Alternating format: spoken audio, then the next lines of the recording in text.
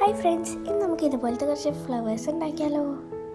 അപ്പോൾ അതിനായി ആദ്യം തന്നെ ഇതുപോലെ റൗണ്ടിൽ കട്ട് ചെയ്തൊരു പേപ്പർ എടുത്ത് അത് നമുക്ക് ഈ വീഡിയോയിൽ കാണുന്ന പോലെ കട്ട് ചെയ്തെടുക്കാം.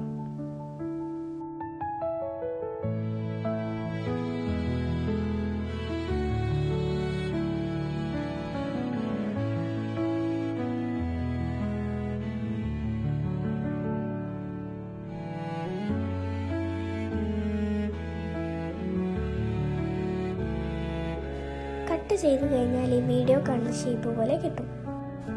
വീഡിയോയിൽ കാണുന്ന ഈ പാറ്റേൺ പോലെ നമുക്ക് സൈഡ് മുഴുവൻ കട്ട് ചെയ്തെടുക്കാം.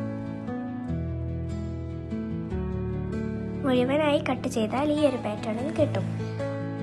ഇതിൻ്റെ എഡ്ജിൽ ഗ്ലൂ തേച്ചിട്ട് നമുക്കിത് റോൾ ചെയ്തെടുക്കാം.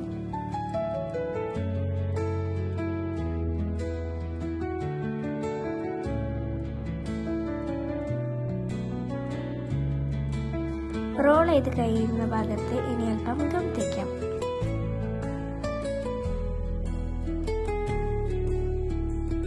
ഗം ഉണങ്ങിയാൽ നമുക്ക് നല്ല ക്യൂട്ടായിട്ടുള്ള ഇതുപോലെയുള്ള ഫ്ലവർ കിട്ടും.